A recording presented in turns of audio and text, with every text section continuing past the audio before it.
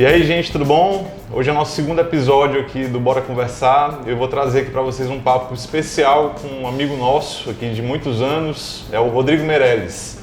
Esse cara é referência no design, é cearense, mas é um cara que é conhecido talvez no mundo. Nossa Senhora. Não, Rodrigo?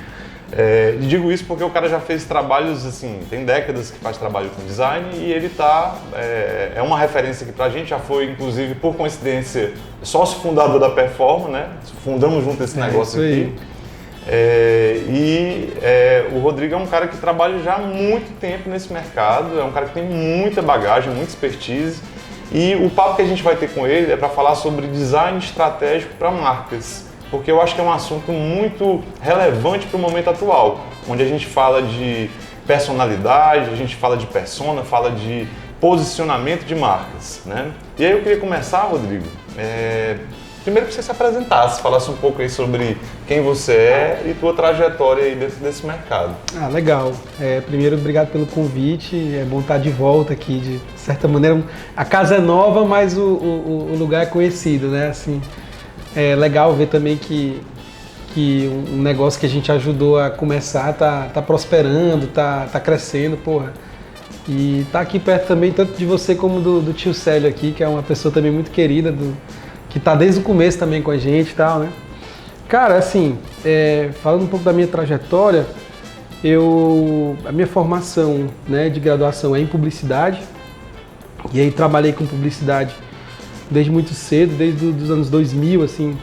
Então eu trabalhei por 14 anos com publicidade, e eu acho que isso foi uma escola muito legal também, assim, tipo, porque eu acho que o design, né, tem uma coisa muito legal de técnica,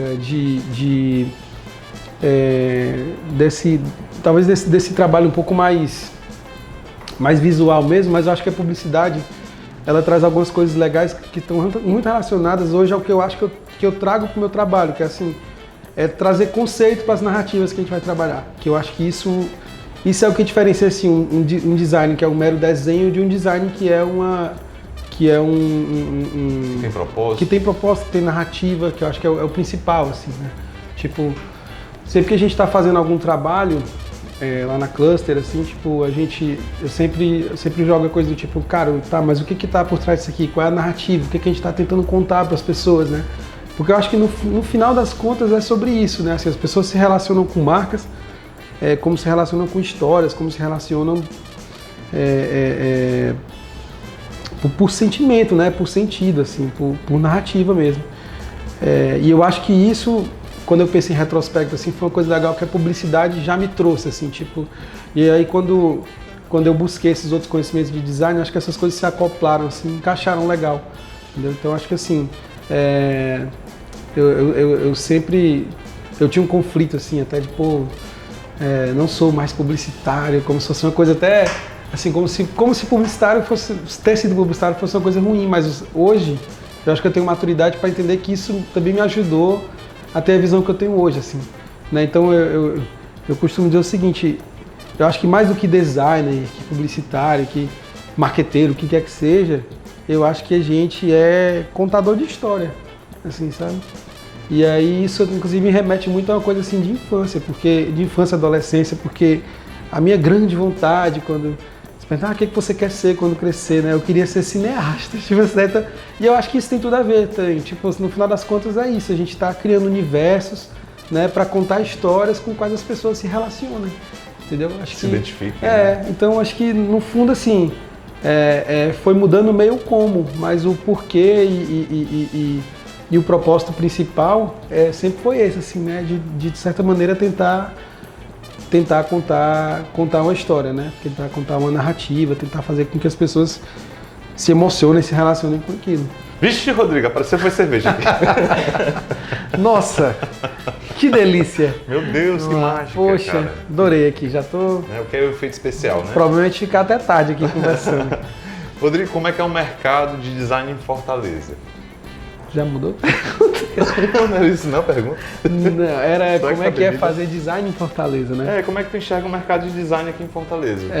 Cara, eu acho o seguinte, a gente teve até recente, não sei se se liga mais, Fortaleza hoje é uma cidade de design eleita pela Unesco, né? Exatamente. Tal. Isso foi um trabalho muito forte do pessoal da Associação Brasileira de Design, da Associação Cearense de Design, junto à prefeitura e tal, de articulação. E eu acho que é muito emblemático isso, assim, no sentido de que hoje, né, a gente vivia muito.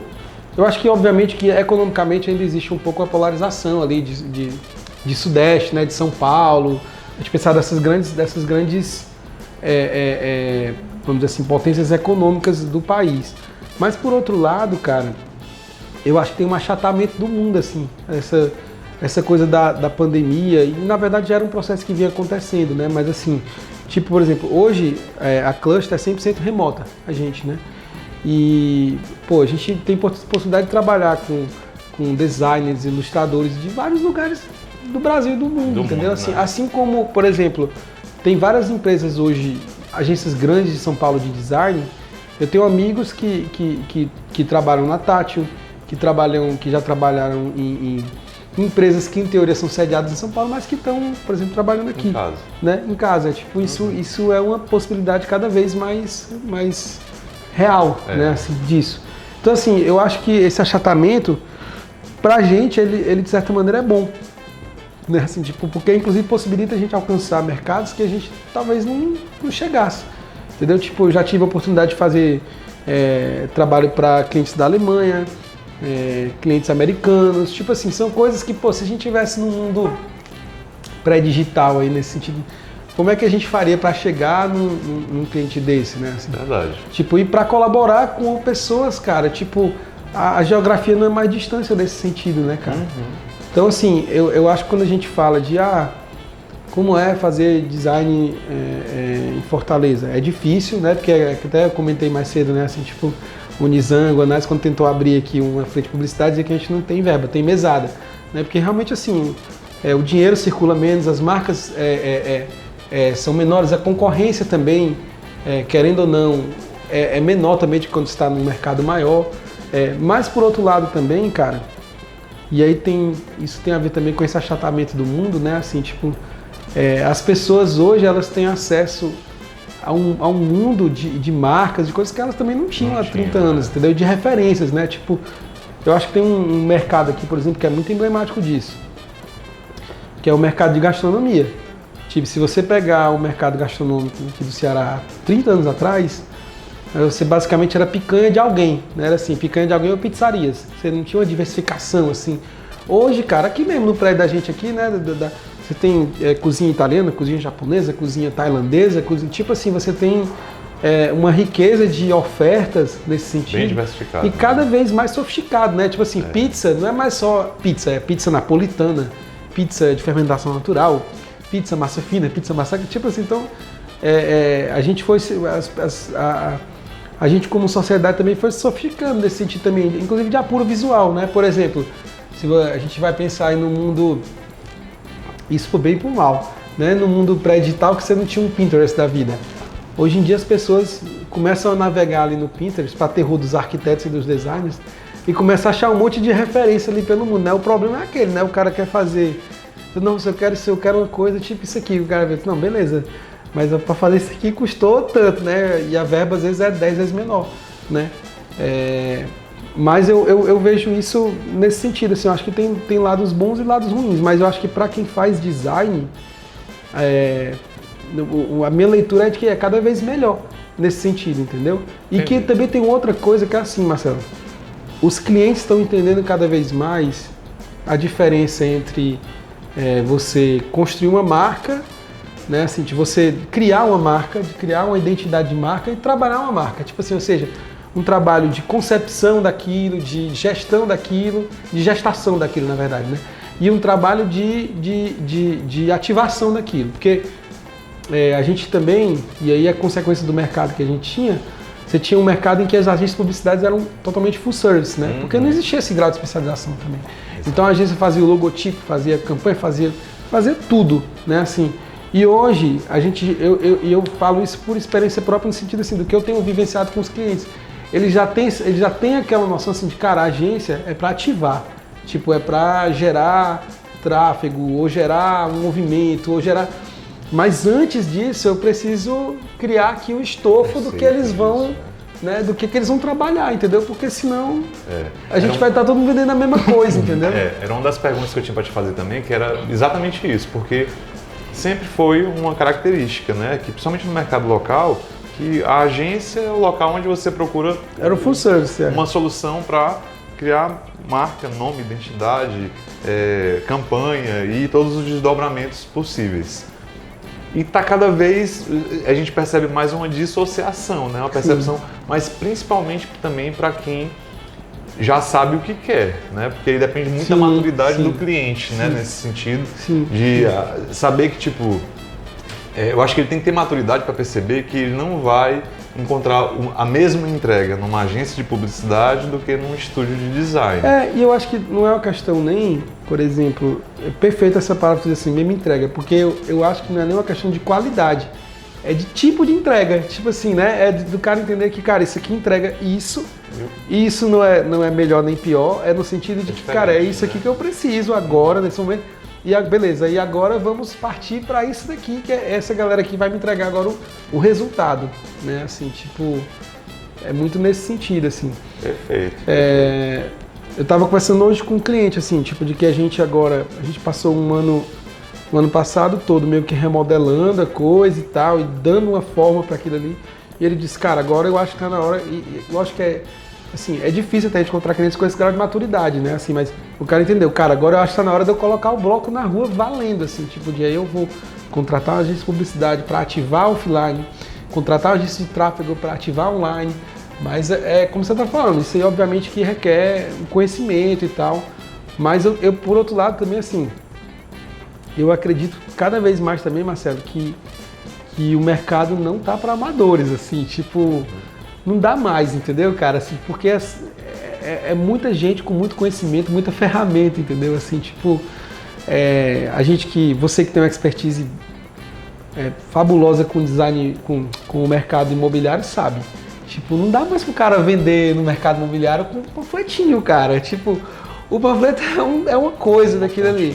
Mas, poxa, hoje você tem uma série de ferramentas e processos e coisas que, assim, quem não tiver isso vai estar anos-luz atrás, entendeu, cara? Quando fala em ferramenta, qual a importância hoje da inteligência artificial na tua área e como é que tu enxerga isso daqui a alguns anos? Cara, eu detesto fazer exercício de futurologia, né? Tipo, eu uma vez li um livro do Ollie Hollins, que é um cara que já morreu de brand, que ele escreveu um livro em que ele falava do futuro das marcas. Ele dizia, a melhor coisa desse livro é porque eu já estou com 80 e tantos anos, então eu vou morrer quando essas minhas previsões elas estiverem rolando, então eu não tenho que provar nada.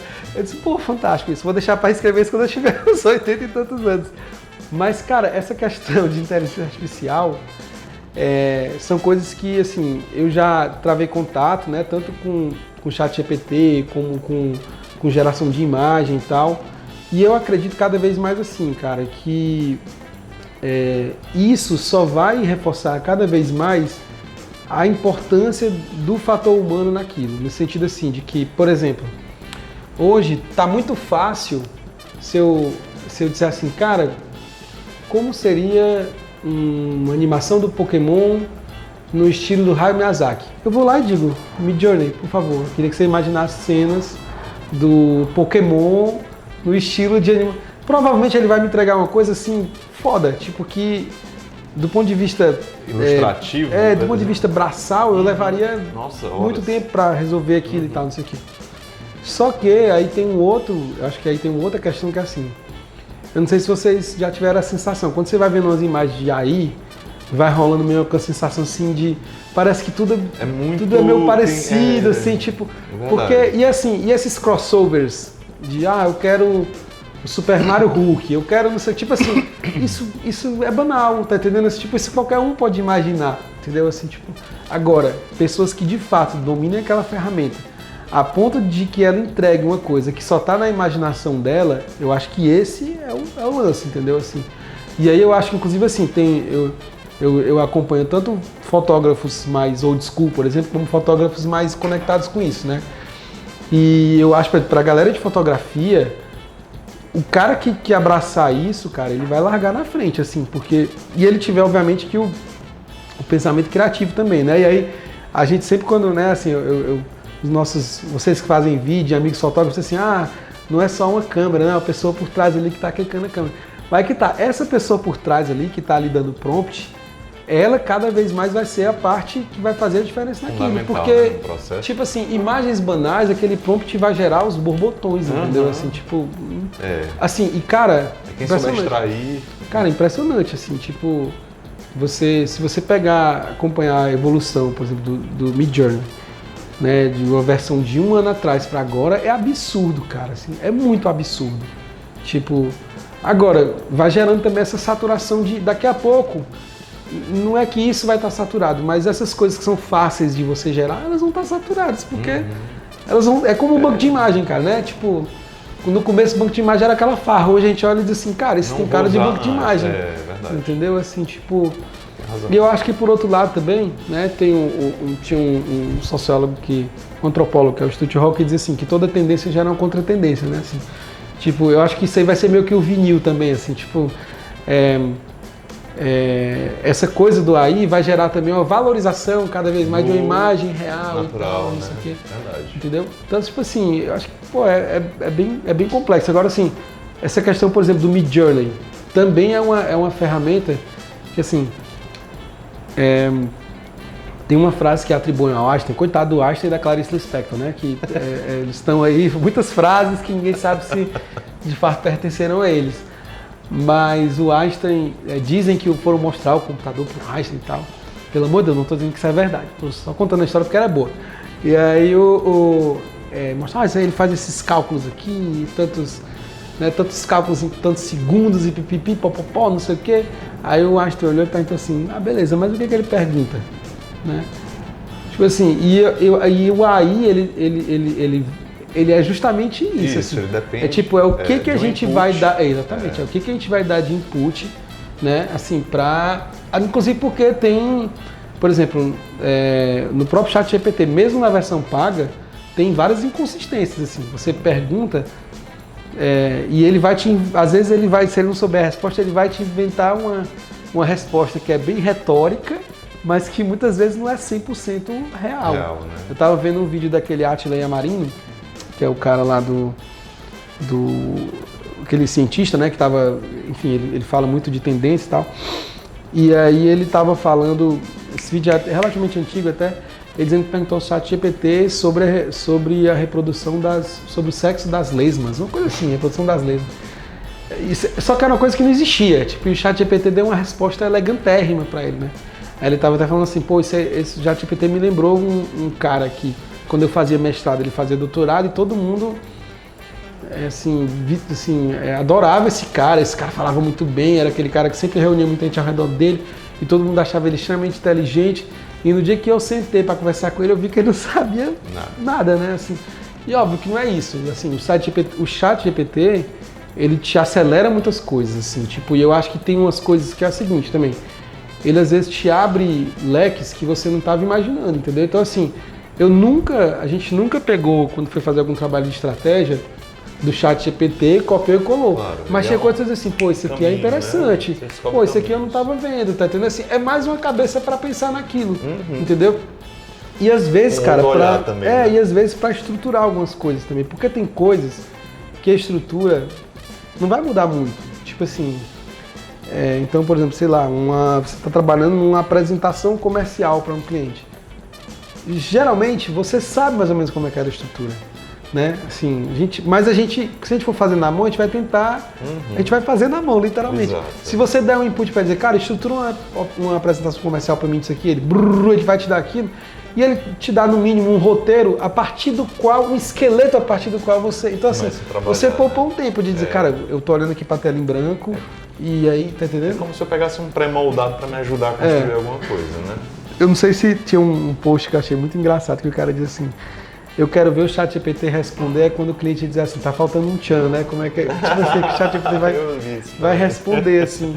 Poxa, tá legal, né? Mas faltou um tchan. Mas aí eu vi um exercício muito interessante, cara, que eles pegavam marcas consolidadas, tipo Nike, Apple, né? Tipo, e aí dava um input pro ChatGPT do que aquela marca era, quais são os valores, dava todo um input desse e pedia para criar uma tagline para aquela marca, né? Tipo assim, um slogan para aquela marca. E assim, nada fora. Nada como, tipo assim, nada próximo de um Just Do It, nada próximo de um Think Different, entendeu? Porque, assim, a máquina é lógica, né? Tem um emocional. Aquela história, aí, né? como que foi que eu vi uma vez falando assim, cara, eu não tenho medo disso porque a máquina é lógica, eu não sou tão lógico assim. Tem um poético também, né? Tem um romantismo, né? Tem Exato. o olhar, o cuidado, a sensibilidade, né? Exato. Eu acho que ele realmente é uma ferramenta para ajudar a ter mais caminhos e não algo que você pega e encontra uma resposta pronta para usar. E um catalisador de algumas coisas de produtividade. Eu acho assim. Legal. Ei, Rodrigo, como é que é o teu projeto? Como é que é o projeto da Cluster hoje? Né? Me explica aí um pouco como é que é a composição, o que é que vocês têm de diferente, o que é que vocês entregam hoje. Legal, bacana. Sobre... Cara, assim, na verdade, eu já tive equipe fixa, enfim, já trabalhei naquele esquema assim, ter um escritório de design tradicional, de ter aquela galera que todo dia tá ali, cumpre o expediente, tipo, mas aconteceu em 2018, cara, um fator meio estalo na minha vida, assim, que foi o nascimento da minha filha. Na verdade, minha filha nasceu em 2017, mas esse estalo se deu muito em 2018, que foi quando eu vi ela crescendo, ou melhor, não vi ela crescendo porque eu saía, ela estava dormindo, eu chegava, ela estava dormindo. E eu disse, pô, cara, isso não tá funcionando legal para mim. E aí, na época, vendi o escritório que eu fundei, que era a Vibri, e comecei a trabalhar de maneira independente e remota, né, assim, tipo... E aí, cara, nessa história, comecei a fazer uma rede de pessoas também. Eu comecei a trabalhar em rede com pessoas. Isso a gente tá falando de 2018, 2019, né? E eu acho que a Cluster, no final das contas, é a combinação disso, assim, porque eu queria também, eu tinha vontade, porque assim, eu sempre fazia projetos assim, sempre acoplava pessoas para aquele projeto. Então, assim, a gente vai fazer o rebranding do Vignoli. Pô, eu acho que essa pessoa aqui se encaixa bem nisso. A gente chamava aquela pessoa para colaborar. A gente já fazia um trabalho disso. A gente sempre, eu já fazia isso.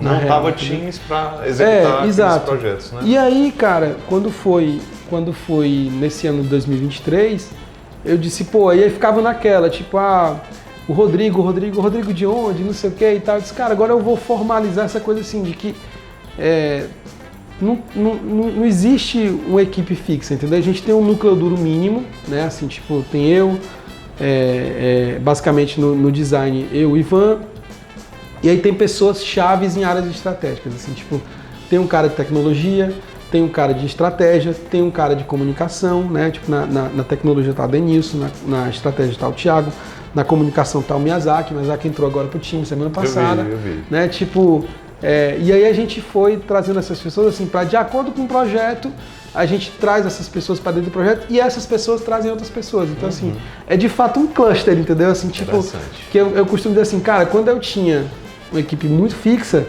eu tinha que fazer o projeto caber na equipe. Hoje agora, é o contrário, eu faço a equipe. Eu faço a equipe caber no projeto. Né? Isso mesmo. Entendeu? Isso faz sentido para mim do ponto de vista de várias coisas, tanto do ponto de vista operacional, no sentido assim, de que a gente não tem aquele custo fixo e tal, como do ponto de vista também assim, de riqueza de experiência, do próprio resultado do projeto, entendeu? Assim, tipo, porque é isso, tipo, se você... imagina o seguinte, em 2022 a gente fez um trabalho para uma marca de moda, a Crone. Era uma marca de moda feminina. Se eu tivesse na minha configuração de equipe fixa lá atrás, eu não sei se eu teria a possibilidade, eu não sei se eu teria uma mulher naquela equipe ali, mas para esse projeto a gente trouxe uma mulher para a equipe, porque fazia muito sentido a gente fazer isso, entendeu, cara? Assim, tipo, enfim, tipo, eu acho que nesse sentido, eu acho que o time ser orgânico para se adaptar à necessidade do projeto. Né? E essa fluidez também me agrada, sabe? Assim, tipo, eu não ficar tipo, refém de uma rotina obrigatória, de um modelo de negócio. E assim, por exemplo, eu não tenho nada contra futuramente a gente ter uma sede física. Mas eu sempre disse, para qualquer pessoa que estava dentro, ó, se um dia a gente tiver uma sede física, ninguém vai precisar ir lá todo dia para bater ponto, entendeu? O que a gente vai precisar é, talvez em alguns momentos, seja legal a gente ter aqui um momento desse daqui de sala de reunião, por exemplo. Ou a gente confraternizar, ou um momento com o cliente que a gente faça workshop. Mas eu não consigo mais conceber para o nosso tipo de negócio. Aí cada negócio vai ter a sua especificidade, né? Mas eu não consigo conceber a pessoa ter que estar todo dia ali vendo a minha cara de 8 às 12, de 1 às 17, entendeu? Tipo, porque eu quero saber assim, cara, tá aqui. Como é que a gente geralmente faz? O projeto tem um processo, né? A gente faz os checkpoints e diz, cara, tá aqui, isso aqui, o caminho é esse, pipipi, popopó. Dia tal hora a gente vai fazer o checkpoint para entender até onde a gente evoluiu, o que a gente conseguiu entregar disso, né? Agora, obviamente que isso, nem todo mundo se adapta a esse tipo de processo. E eu também entendo, entendeu? Assim, acho que eu não vejo isso como uma falha da pessoa que se adaptou. É porque, cara, é cultura, cada um vai ter aderência com aquilo que faz mais sentido para ele, entendeu, cara? Verdade. Eu lembro que em 2005, Rodrigo, a gente tinha uma UNA e na época eu tinha lá, acho que 10 pessoas trabalhando com a gente, eu resolvi, rapaz, dessas 10 pessoas que estão aqui, né, cumprindo essa rotina, acho que 30% conseguem, tipo, ter sangue no olho, ter um nível de interesse maior do que esses 70%. De comprometimento também, né? E eu lembro que a gente fechou o escritório, eu demiti todo mundo e eu propus para a turma, esses 30%, para fazerem um trabalho ganhando por projeto, né? E aí eu lembro que um ano depois, a turma, tipo, os 30% que estavam lá, que demonstravam interesse e demonstraram interesse na proposta, eles, tipo, triplicaram o salário médio que eles ganhavam, né? E aí eu vi que, tipo assim, quem triplicou não foi o modelo de negócio em si, mas foi muito mais a percepção deles de ter participação, entendeu? De poder contribuir, fazer o que eles, o final do mês, a renda deles é totalmente baseado na proporção do esforço que eles têm, né? E aí é legal quando a gente fala de montar times, porque você pode ter vários projetos acontecendo ao mesmo tempo, com vários times em paralelo, né? E todos esses times são remunerados baseado no que eles entregam. Exatamente. Né? Massa, Rodrigo. Me fala uma coisa, última pergunta para te fazer aqui. Última pergunta. Vamos lá. Design é luxo ou é estratégia? Ou não é nada disso, nenhum dos dois? É luxo, a pergunta luxo é muito no sentido de... Às vezes não é algo que algumas empresas podem pagar, né? Legal. Tá, assim, tipo... Cara, pareceu aquela pergunta lá do Abu Janra no final. O que é a vida, né? Design é luxo, luxo é estratégia. Cara, eu acho que design... É porque assim, né, é boa essa pergunta, porque eu acho que isso vai muito no cerne do que significa design. Né, assim, essa confusão não é um problema só brasileiro, não, é um problema universal, assim, né? Tipo, porque o design parece que é uma coisa estética e né? Tipo, não, isso tem design. Cara, tudo tem design, né? Tipo, essa garrafa tem design, isso aqui tem design, uma coisa mal desenhada, ela tem design. Assim, se é um bom ou um mau design, aí é outra questão. Mas design no cerne da palavra significa projeto, cara. É no sentido de você projetar alguma coisa. E o que é um projeto? Na acepção da palavra também, é alguma coisa que requer mais de um passo. Tipo, o projeto é feito de diversas etapas, né? Tipo, o design, ele como palavra, assim, o design em si, ele nasce da indústria, né? Tipo, quando você deixa de ter um objeto artesanal e ele se torna industrial, é que ele precisa ter um padrão, precisa ter um projeto para que tem um passo 1, passo 2, passo 3, passo 4, para que aquele bule, por exemplo, que eu vou produzir, ele tenha aquela forma ali exata de quando o cara... Então o designer, quando ele vai produzir aquilo, o designer de produto, né, ele não vai pensar só no desenho daquilo, ele tem que pensar como é que aquilo é montado, qual o material, como é que aquele material vai ser fundido e como é que vai, entendeu? Tipo, então tem toda essa questão. Se você, respondendo a tua pergunta de uma maneira mais prática, assim, se o design é luxo ou é estratégico, o design é tudo, tipo assim, né?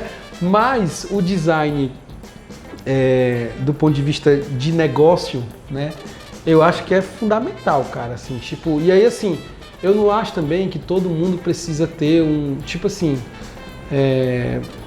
sabe aquela frase, né, comece com o que você tem, com aquilo, né, tipo assim, então, só o fato de você, às vezes, fazer um trabalho em que tem um mínimo de design daquilo, já vai trazer uma diferença de percepção, entendeu, assim, tipo, agora que não dá é para começar na louca, né, assim, tipo, e às vezes o design não precisa ser, tipo assim, aquele trabalho que o cara vai contratar ou vai fazer, tipo, às vezes ele mesmo, mas no sentido assim, de ter uma ideia de projeto naquilo, né? De ter uma coisa assim, de pensar. De ter sentido. De ter objetivo. De ter conceito. De ter propósito, exato. Né? Assim, tipo, a gente se depara muito com isso, né? Às vezes o cara vai montar uma marca e assim, tá, beleza, mas o que tua marca entrega? Né? O que tu faz? Aí, tipo, o cara... E é legal também o trabalho do profissional dessa área, Rodrigo, porque muitas vezes o cliente não sabe, né, o que entrega, ele não sabe muitas vezes o que é que tem de valor na marca dele. Né? Eu acho que eu lembro muito bem de um trabalho que a gente fez junto para um cliente de incorporação, que tu começou a desenvolver um trabalho com uma dinâmica, fazendo o Golden Circle para poder tentar entender do que tem mais valor para aquela marca, do que ela se aproxima, do que a gente tem como referência ali dentro, né? E assim, às vezes precisam um profissional ou uma empresa, né, para poder responder essas perguntas antes de começar a criar qualquer coisa. Né? E é interessante isso, cara, porque assim, é muito bom esse exemplo que tu deu da incorporadora. Mas isso acontece muito assim, especialmente em trabalhos de reposicionamento, tipo, ou de posicionamento que o negócio está rodou e ele nunca pensou sobre isso. E eu sempre digo o seguinte, quando é um negócio que tem uma certa longevidade, né, e está funcionando, eu digo olha, eu chego muito e falo, a resposta está aqui dentro. Agora falta a gente minerar isso aqui para a gente entender como é que a gente aqui dentro se diferencia do que está lá fora. Mas assim, já existe ali um porquê, já existe um como, né? Tipo, ele só não parou para pensar sobre isso. Como é a gente também, cara. Tipo assim, quem tem a oportunidade de fazer terapia sabe disso. Às vezes a gente começa a cavar uns esqueletos ali no armário que a gente não sabia que estava ali também, né? É como se é difícil você se ver de dentro, né, cara? Assim, tipo, é difícil você inclusive conseguir sair um pouco até dessa metáfora de se ver de dentro, mas você vê a floresta quando tu tá aqui dentro dela, né? Tipo, às vezes uma pessoa que tá aqui vendo de cima consegue chegar, cara, esse cara aqui ele é diferente por isso, por isso. Verdade, é o processo da consultoria, né? De ser alguém de fora daquela organização para poder ter uma visão diferente do exatamente. Que já está acostumado. Exatamente. Massa, Rodrigo. Pois, gente, esse aqui foi o nosso segundo episódio do Bora Conversar. Rodrigo Meireles aqui trouxe um assunto super interessante e atual pra gente. Queria te agradecer, muito obrigado, meu amigo, tamo junto. E a gente se vê na próxima. Show de bola. Saúde! Saúde! Ei.